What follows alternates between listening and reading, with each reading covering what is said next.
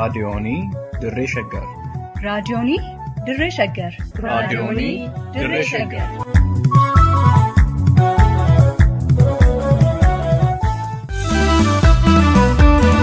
Nadhii aadaa. Qophii nadhii aadaa jedhu kanaan dilbii aadaa Oromoon qabu kan qoratamee himamee fi barreeffamee hin dhumne keessaa irraa qicannee cuunfaa xiqqoo isiniif dhiyeessina. Nadhii aadaa.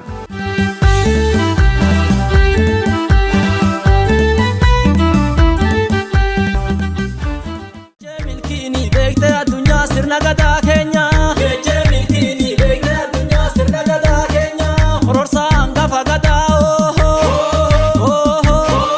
eegee daalacha tufaa beenya beenya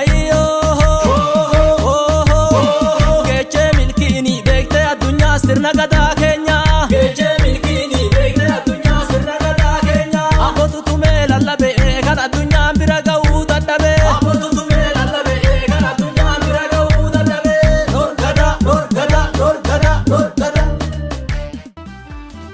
Nadhii aadaa.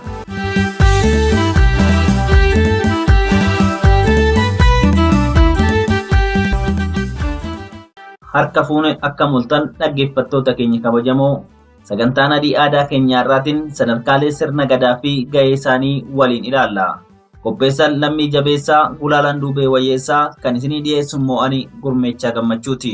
Jaarraa kudha ja'aan dura addaan citan jennee seenaa dubbata galmee barasanii. Jireenyi uummata Oromoo yeroo itti hundeeffame eegalee umuriidhaan daangeffamee sirna gadaa, siyaasa, diinagdee, hawaasummaa fi amantiin uummaticha ittiin gaggeeffatu qaba. Caasaa fi haala hojii sirna gadaatiif shoora murteessaa kan qabu sadarkaa gadaati. Maqaan waamicha sadarkaa gadaa gosa Oromoo adda addaa biratti maqaa garaa garaa haa qabaatu malee haalli ittiin hojjetuu fi hundeensaa wal fakkaata. Sadarkaaleen gadaa ilmaan kormaa keessa darban bakka gariitti amala adda addaa qabaatanillee walumaa galatti akka armaan gadiitti caaseffama. Gaammee xixiqqaa yookiin itti makoon waggaa 9 hanga 16, gaammee gurguddaa yookiin dabballeen 17 hanga 24, kuusaa yookiin foollee yookiin raayyaan 25 hanga 32, Raabadooriin 33 hanga 40, Abbaa Gadaa 41 hanga 48, Yuuba tokkoffaan 49 hanga 72 fi Gadaamoojjiin hanga waggaa 80 jedhamanii ramadamu. Sadarkaan gadaa sirnichi bifa naanna'uutiin socho'ee akka hojjetu taasisa. Waalee madda walaabutti hayyoonni wal ga'ee akka gadaan bullu labsii baasanii.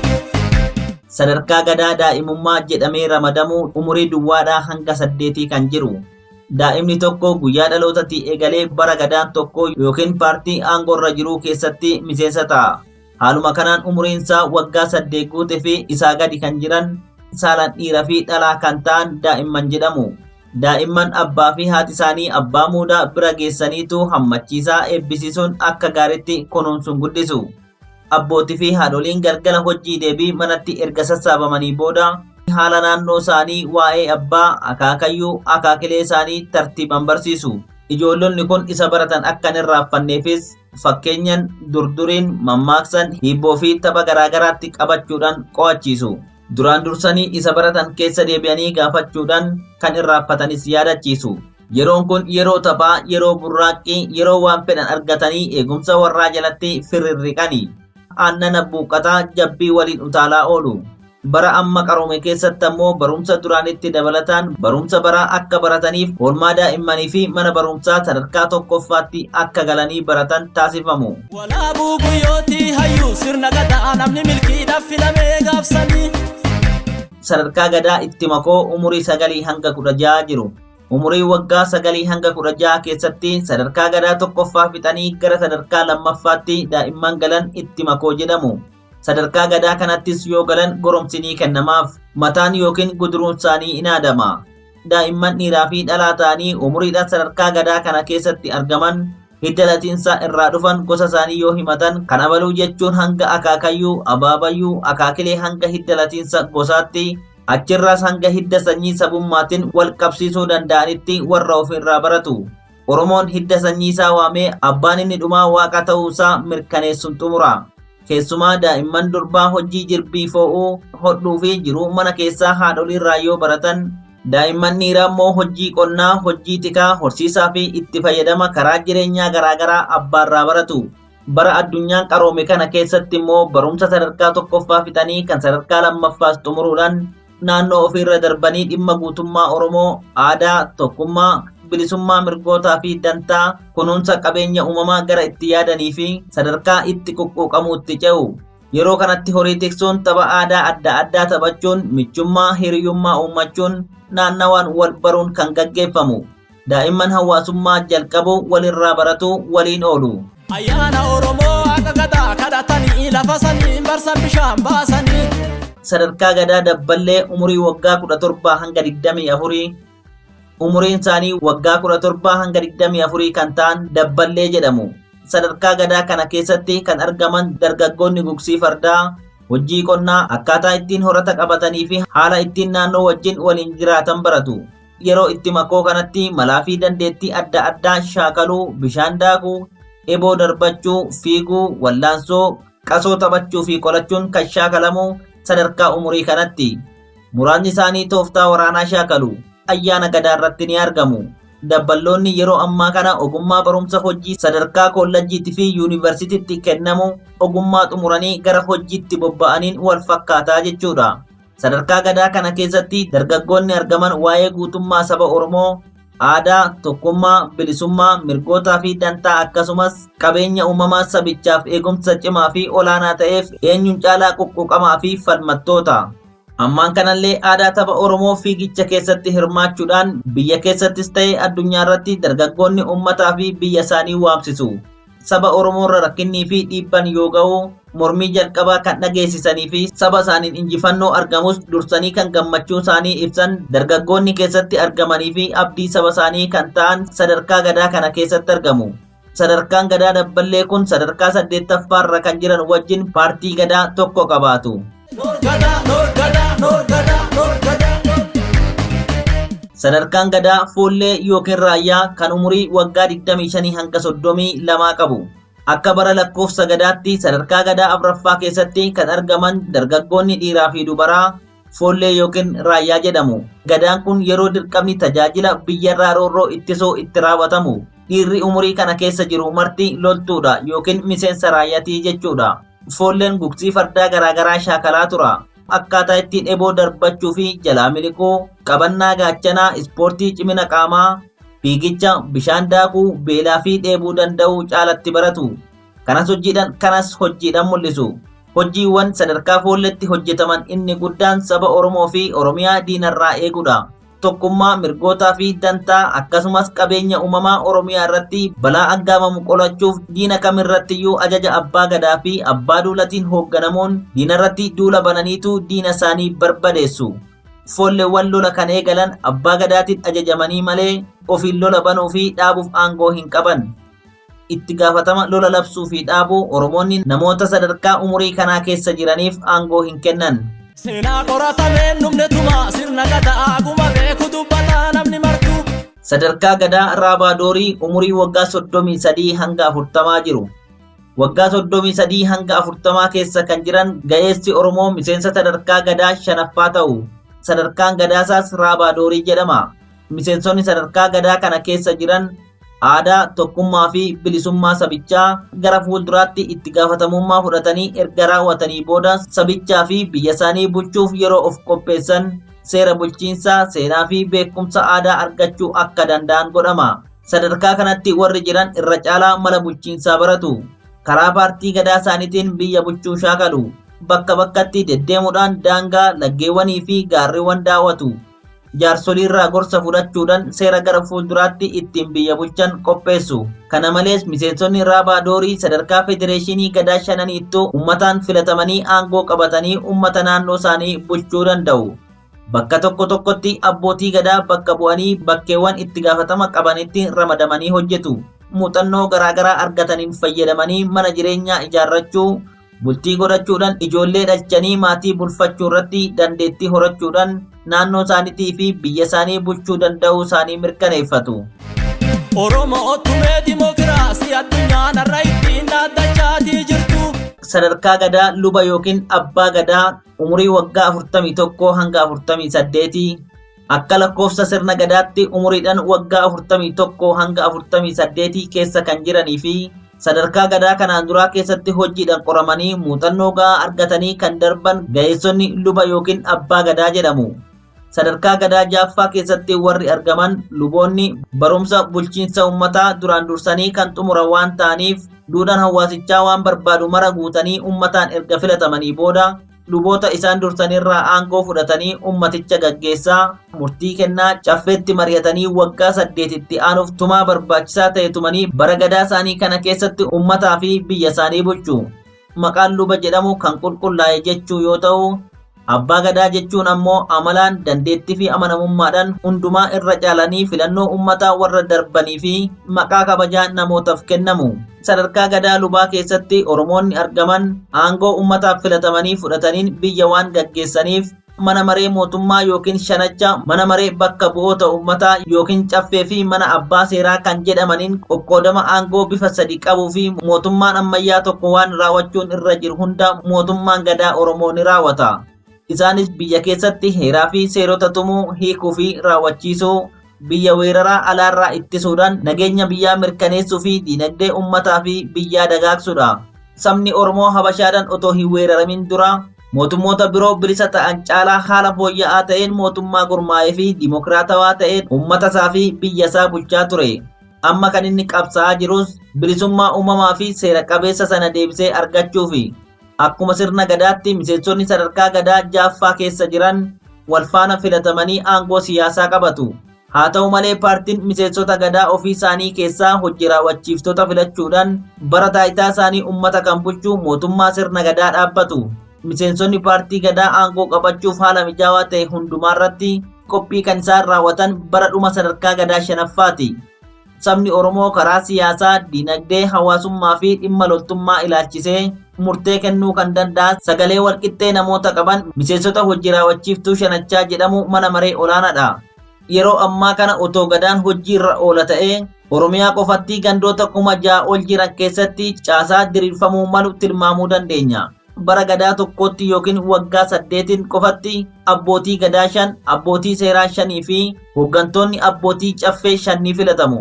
Kanarraa ka'ee sadarkaa gadaa qofatti 6,000 yoo 15 baay'ifne waliigalatti gara 90,000 abbootii gadaa, abbootii seeraa fi hooggantoota caffee waggaa 8 qofaaf filatamanii taayitaa ummataa qabatu. Maalummaan dimokiraasii gadaan ittiin beekamus aangoon bulchiinsaa kan ummataa ta'uusaati. Sabni Oromoo seera gadaa kabajuu fi ittiin buluuf mirgaa fi dirqama qaba. Jabaarroorri seelaa farroorroon hin bulu seera kalee jaarsonnoo arra himtu. Inni kan biraa immoo sadarkaa gadaa yuuba tokkoffaa kan umurii waggaa 49 hanga 56 jiru.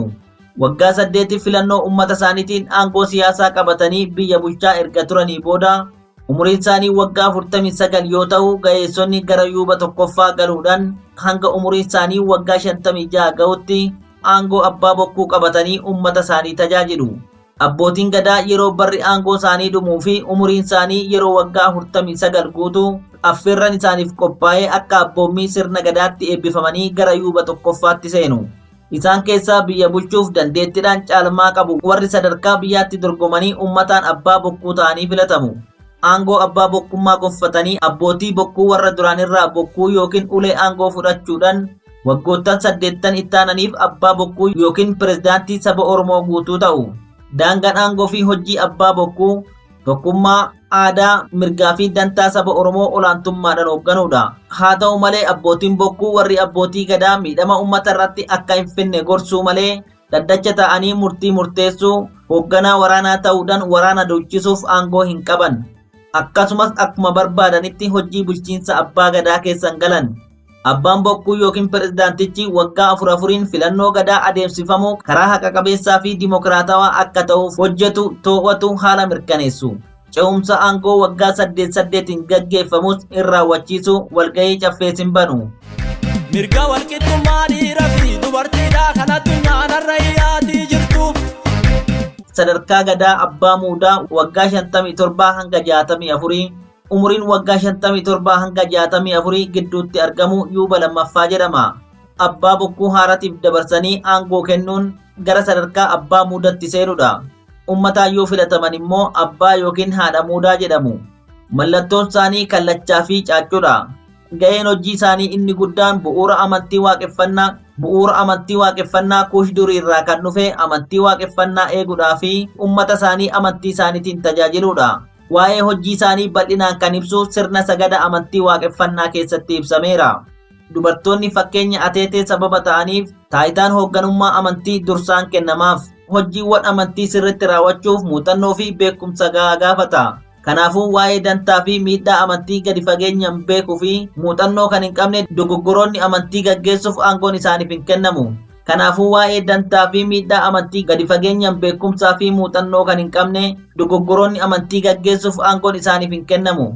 Yeroo malee jireenya addunyaa kan dhiisanii waa'ee amantii biyyoota alaarraa dhufan qofa odeessuun amantii fi aadaa keenya balleessanii kan alaa babal'isuu irratti dargaggoota bobba'an sirni gadaa cimsee morma. Uummanni Oromoo sirna gadaatiin lallabee kabachiisee kabajaa ture durattu.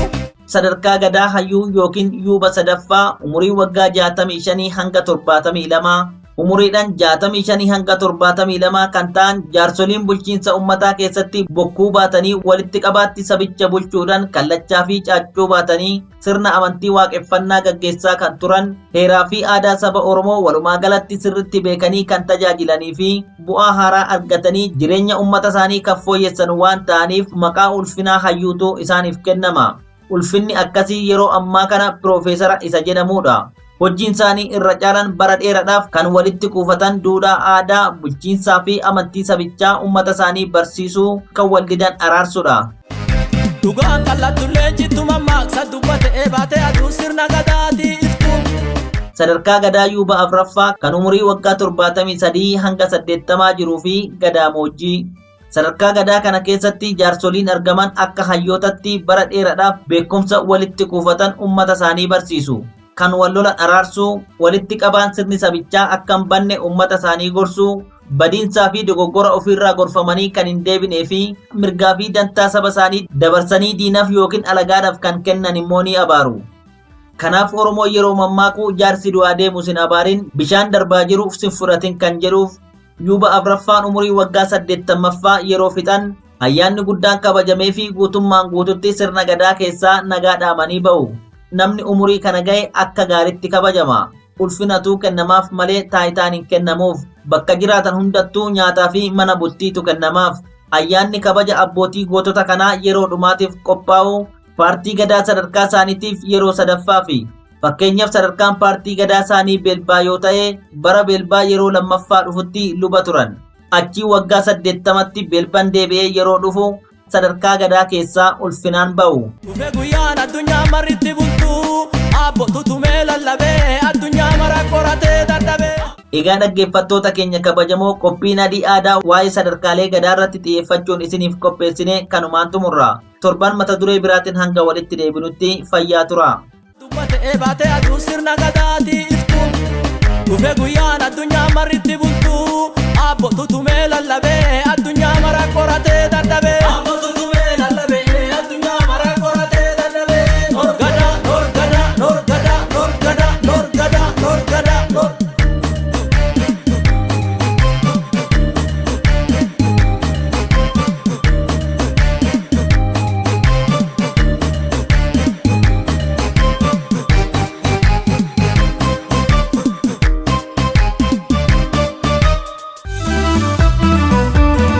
Nadhii aadaa.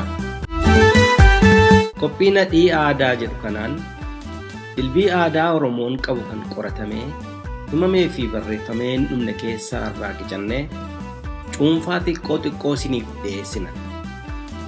Nadhii aadaa.